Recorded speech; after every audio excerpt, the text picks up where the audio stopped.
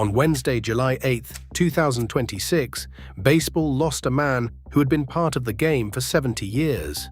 Phil Regan died peacefully of natural causes at the age of 89. And if that name doesn't immediately ring a bell, that's exactly why this video exists. Because Phil Regan wasn't just a pitcher, he wasn't just a coach, he wasn't just a manager or a scout or a mentor. He was all of those things. Across 7 different decades, in a career so long and so strange that it almost defies belief. This is a man who was nicknamed by Sandy Koufax, a man who was once accused of cheating so brazenly that an umpire disallowed his outs in the middle of a game and forced batters he had already retired to hit again. He signed his first professional contract in 1956, when Dwight Eisenhower was president and Jackie Robinson was still playing. He was still working in professional baseball in the 2020s. Nobody bridges that much history. Nobody survives that many eras of a sport that chews people up and spits them out. And nobody, absolutely nobody, will ever do it again. This is the story of the Vulture, the story of Phil Regan. And by the end of it, you'll understand why there will never be another one like him. Philip Raymond Regan was born on April 6, 1937, in Otsego, Michigan, a small paper mill town about 15 miles north of Kalamazoo. He grew up in nearby Wayland, the kind of small Midwestern community where high school sports were the center of everything. And Regan was the center of high school sports. At Wayland High School, he earned varsity letters in basketball, football, and baseball. He was the local kid who could do everything. Baseball was the game that had his heart, and pitching was the thing he did best. After a single year at Western Michigan University, the hometown Detroit Tigers came calling, and in 1956, at 19 years old, Regan signed his first professional contract. For a kid from Western Michigan, pitching for the Tigers wasn't just a job. It was the dream. Detroit was the team he had grown up with, the team every boy in his corner of the state wanted to play for. And he earned his way there the hard way. There was no fast track in the 1950s. Regan spent parts of 5 seasons grinding through the Tigers farm system, compiling a 61-42 record with a 3.76 earned run average as a starting pitcher, riding buses through minor league towns, learning his craft one start at a time. By the middle of the 1960 season, the Tigers had seen enough. Phil Regan, 23 years old, was called up to the major leagues. Here's the part of the story that people forget. Before Phil Regan became a legend, he was, by most measures, a disappointment. The Detroit years were not kind. From 1960 through 1965, Regan was a starter and swingman for the Tigers, and the results were maddeningly inconsistent. There were flashes. He won at least 10 games in 3 of his first 6 big league seasons, and at his best, he looked like a solid mid-rotation arm. But the earned run averages kept ballooning. The home runs kept flying. For every strong outing, there seemed to be 2 rough ones waiting around the corner.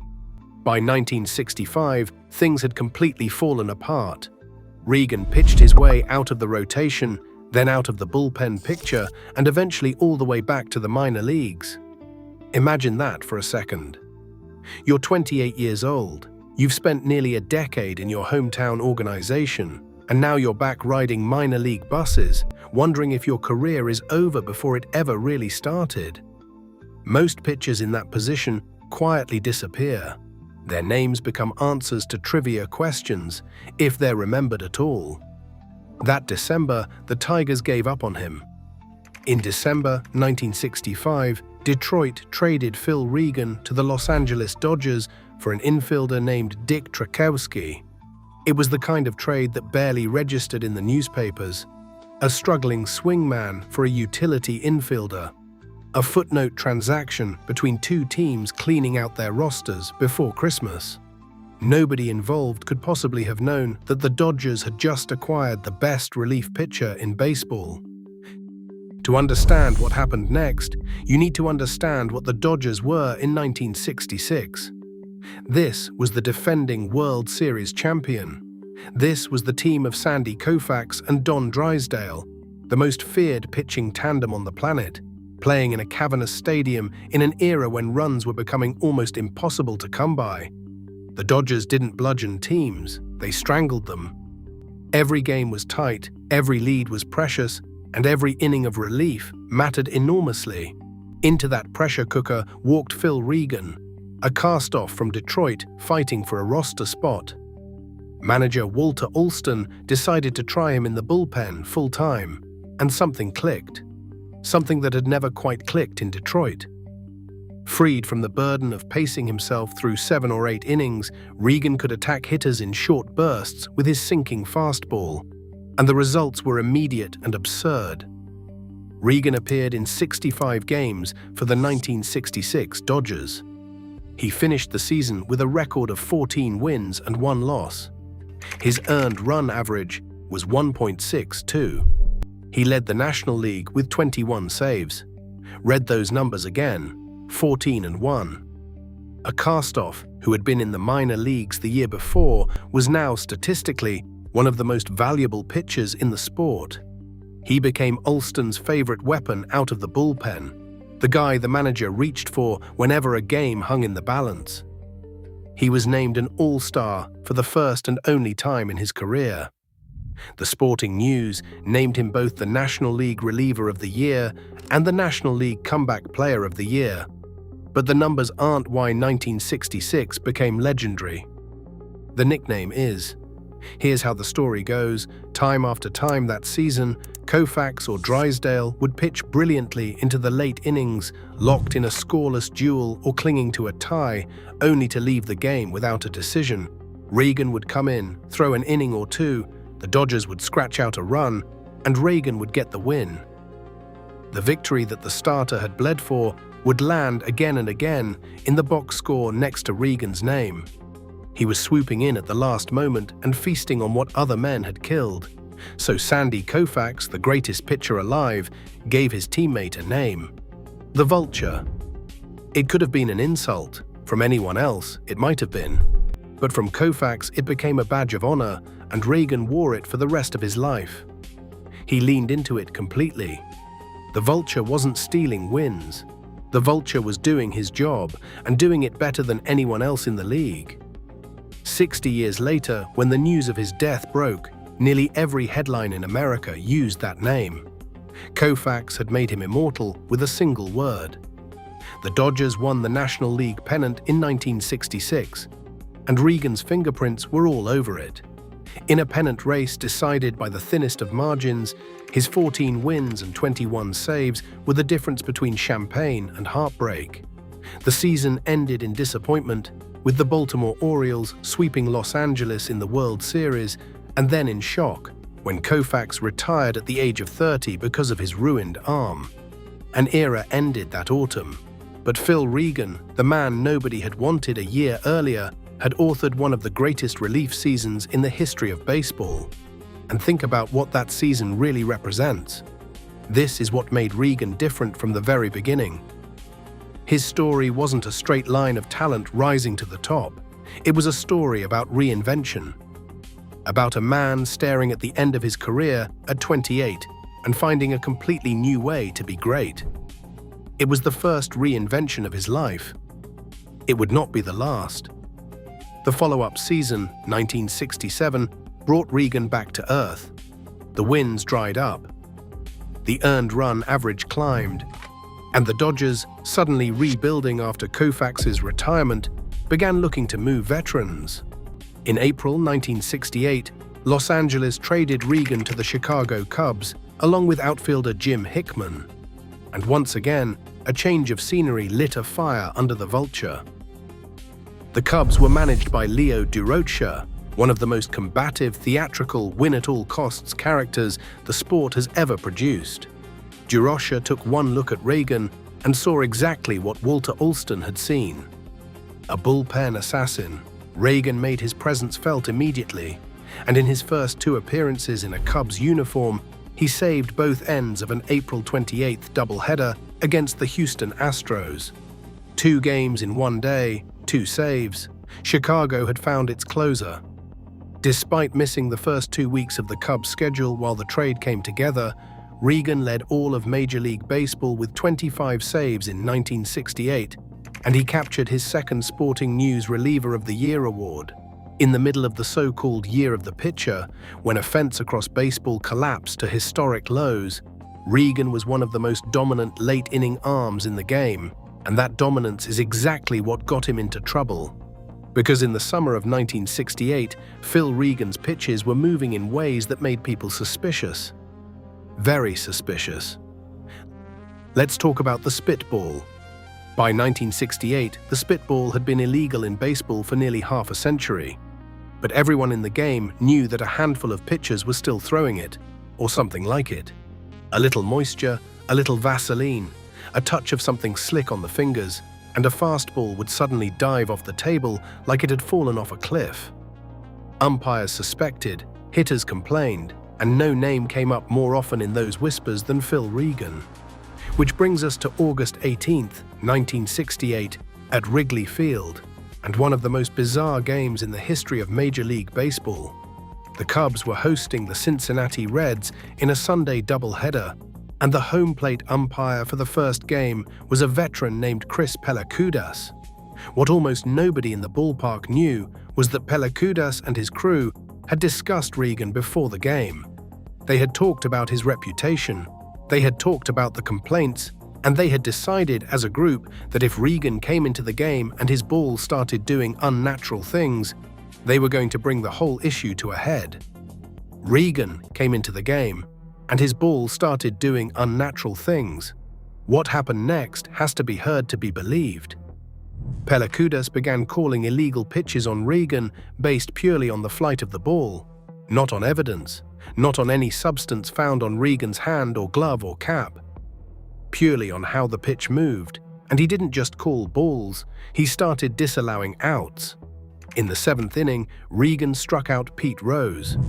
Pelikudas waved it off, ruled the strikeout pitch illegal, and sent Rose back to the batter's box. Rose, given a second life on a strikeout that had already happened, promptly singled. Later in the game, a batter flied out to center field, and Pelikudas disallowed that out too, calling the batter back to hit again. Think about how insane that is. A major league umpire was erasing outs from a game, one after another, and forcing a pitcher to retire the same hitters twice, all based on his own reading of how the ball moved through the air. Wrigley Field came unglued. The crowd grew so hostile that the Cubs front office actually phoned the National League offices in the middle of the game, warning that the situation in the stands was becoming dangerous. Leo DeRocha raged. Catcher Randy Hundley raged. Both were ejected along with outfielder Al Spangler.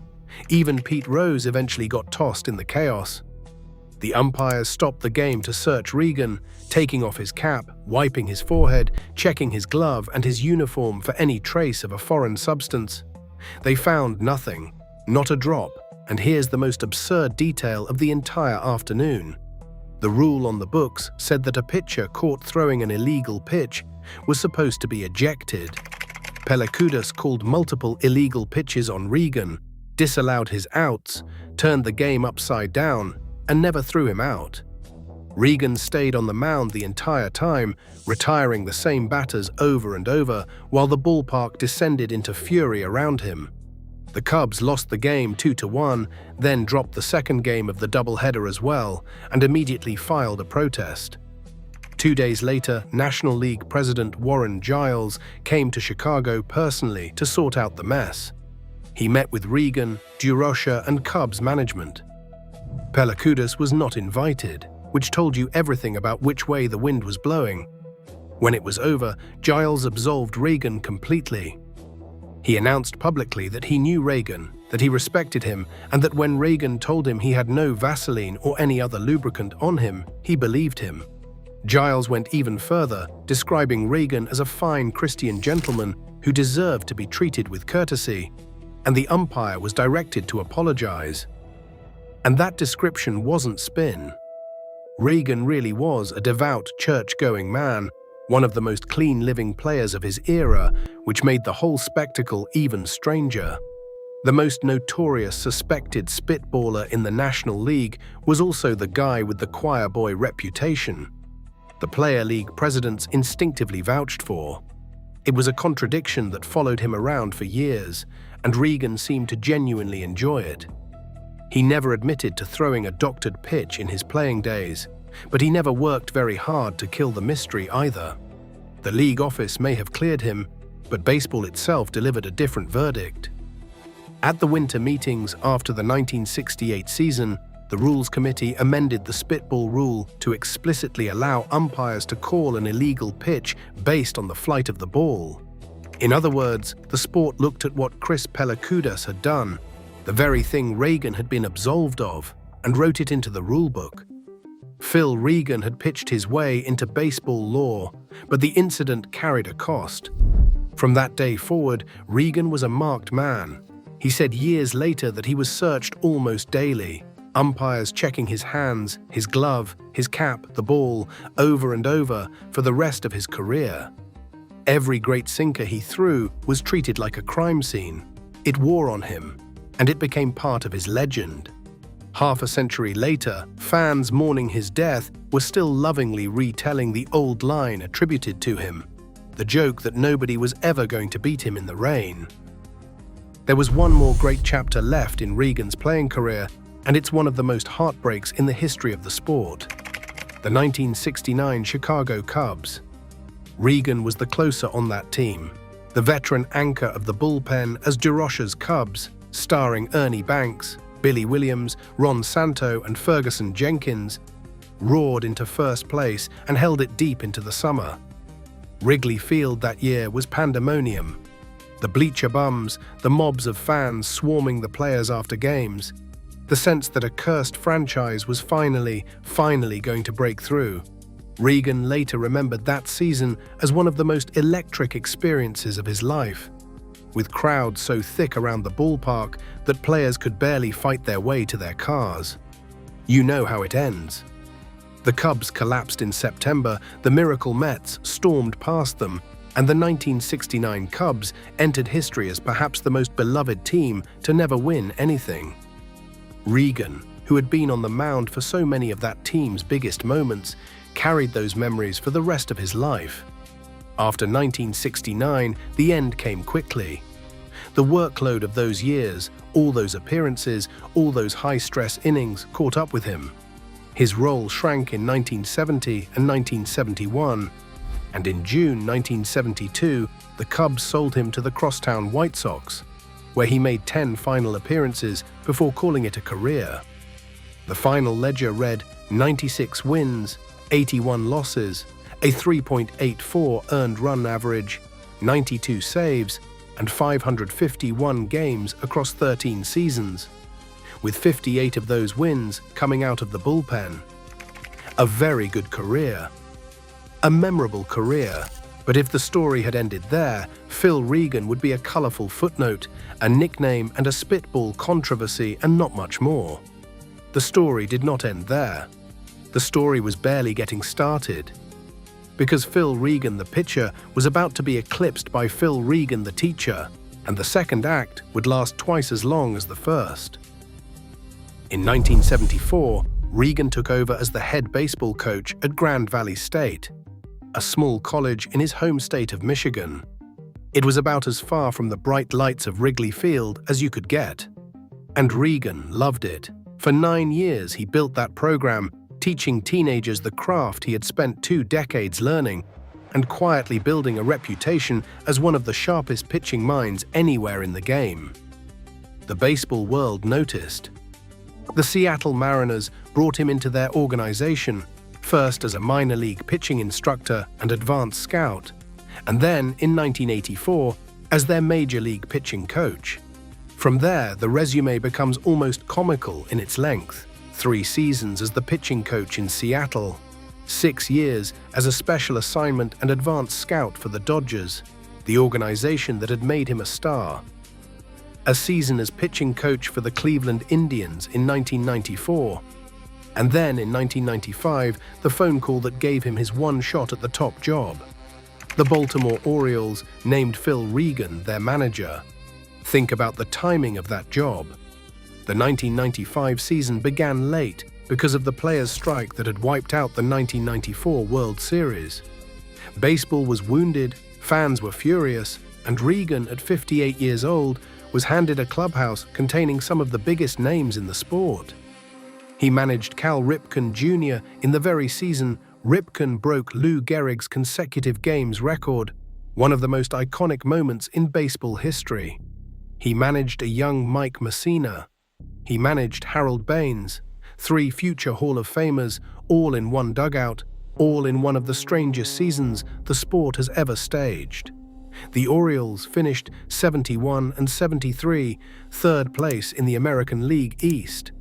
It wasn't a disaster, but in Baltimore, with that payroll and those expectations, it wasn't enough. After one season, Regan was out, replaced by Davey Johnson. His managerial career in the major leagues lasted exactly 1 year. Plenty of baseball men would have been bitter about that. Plenty would have walked away. Regan just went back to work. He managed the Dodgers AAA club in Albuquerque. He served as the Cubs pitching coach in 1997 and 1998, returning to the organization where he had spent his most famous and infamous days. He went back to Cleveland as pitching coach in 1999. And in 2000, he took on one of the most meaningful assignments of his life, serving as the pitching coach for Team USA at the Summer Olympics in Sydney. That team, managed by Tommy Lasorda, did something nobody expected. It beat the mighty Cuban national team in the gold medal game and brought home Olympic gold for the United States. Phil Regan, at 63 years old, was an Olympic champion. And running underneath all of it, decade after decade, was the part of his career that most American fans never saw at all: winter baseball in Latin America.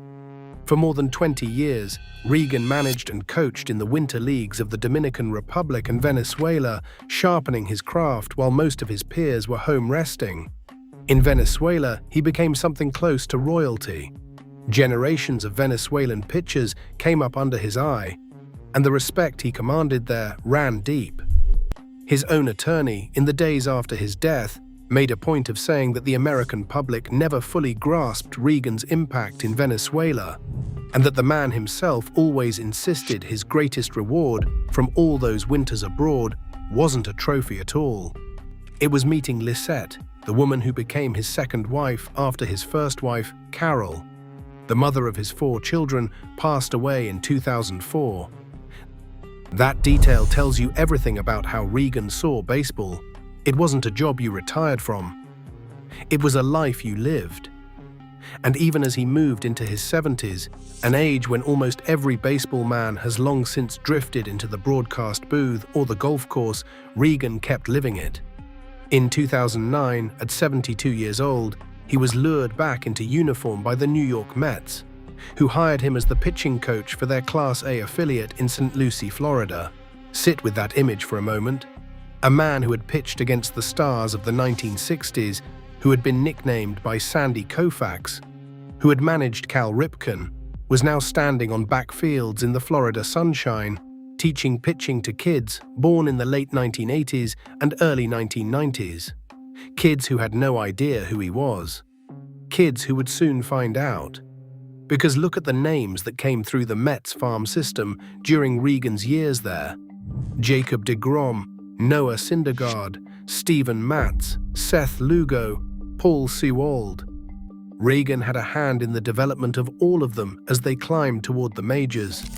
The quiet old man with the sinker grip and the endless stories was helping to mold one of the best homegrown pitching corps in baseball. deGrom, in particular, would go on to become one of the most dominant pitchers of his generation, a 2-time Cy Young Award winner. And somewhere in the foundation of that greatness were afternoons in St. Lucie with a coach in his 70s who had seen everything the game could possibly show a man. Regan spent 7 years with St. Lucie, then moved up to a role as the Mets minor league assistant pitching coordinator. He threw batting practice on his 80th birthday, and he liked to repeat a line he credited to fellow pitcher Jim Cart: the idea that an arm will rust out long before it wears out. So the trick is to simply never stop throwing. He never had a sore arm, he insisted. He just kept going, day after day, year after year, while the game changed around him and the men he had played with and against disappeared one by one. And then, in June 2019, came the twist that turned Phil Regan from a beloved baseball lifer into a national story. The Mets, floundering below 500 with a pitching staff that ranked in the bottom third of the majors, fired pitching coach Dave Eisenhower. And to replace him on an interim basis, they reached down into their own organization and promoted Phil Regan. He was 82 years old. 82. He became one of the oldest coaches in the modern history of Major League Baseball. A man born during the Great Depression, suddenly responsible for a big league pitching staff in the age of spin rates and biomechanics labs. The baseball world didn't know whether to laugh or applaud. Manager Mickey Callaway explained the choice simply. The pitchers knew Regan, and they respected him enormously. He had, after all, helped raise half of them. Then something wonderful happened. It worked. The Mets pitching staff, a disaster in the first half of the season, transformed after Regan took over. The rotation became one of the best in the National League down the stretch. The team surged back into playoff contention, and Jacob deGrom, reunited with his old minor league mentor, finished the season by winning his second consecutive Cy Young Award.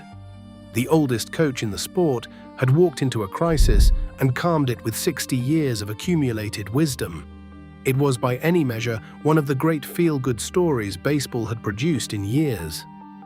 Which makes what happened next genuinely painful.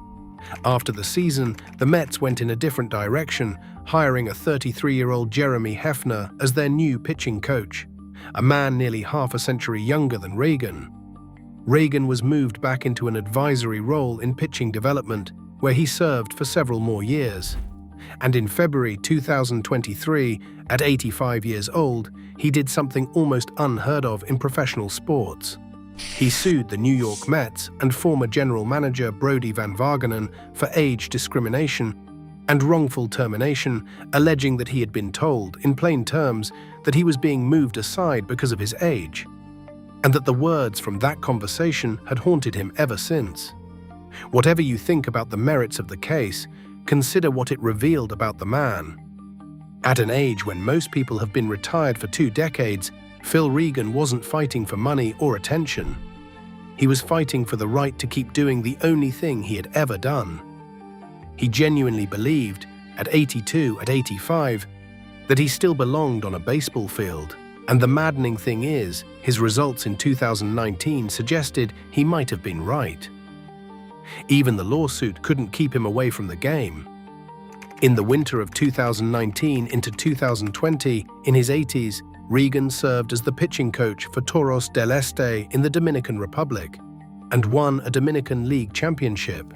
70 years after signing with the Detroit Tigers, the man was still in uniform, still winning, still teaching.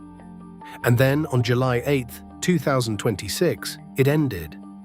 Phil Regan died peacefully of natural causes at 89, surrounded by the legacy of a life that had touched every corner of the sport.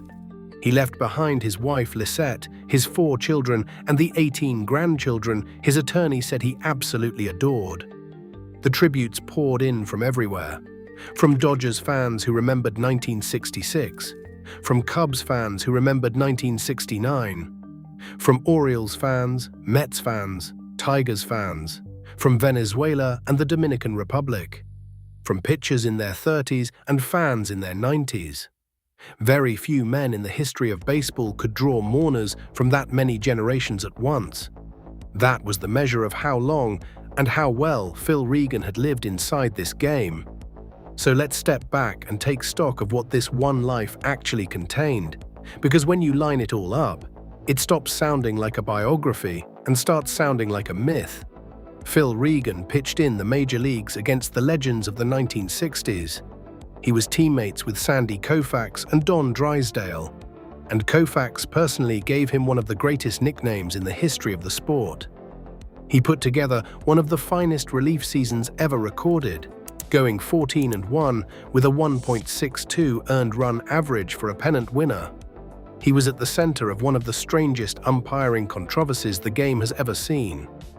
An afternoon so chaotic that baseball literally rewrote its rules because of him. He was the closer for the most famous heartbreak team in Cubs history. He coached in college, scouted in the majors, managed Cal Ripken Jr. during the most celebrated individual season in baseball history, and won Olympic gold with Team USA. He spent decades pouring himself into baseball in Venezuela and the Dominican Republic, where he found the love of his life.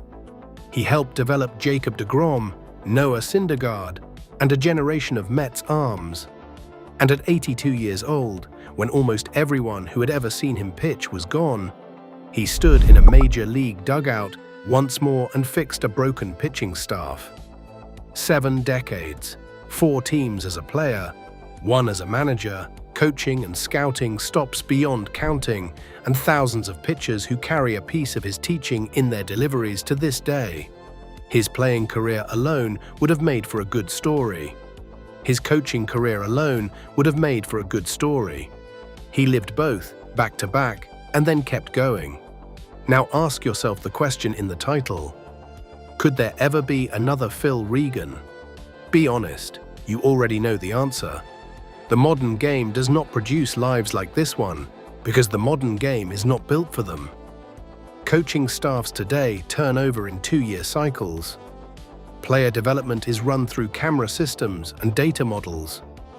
Careers are shorter, specialization is total, and the idea of one man remaining useful, genuinely useful from the Eisenhower administration into the 2020s is simply beyond the reach of how baseball now works.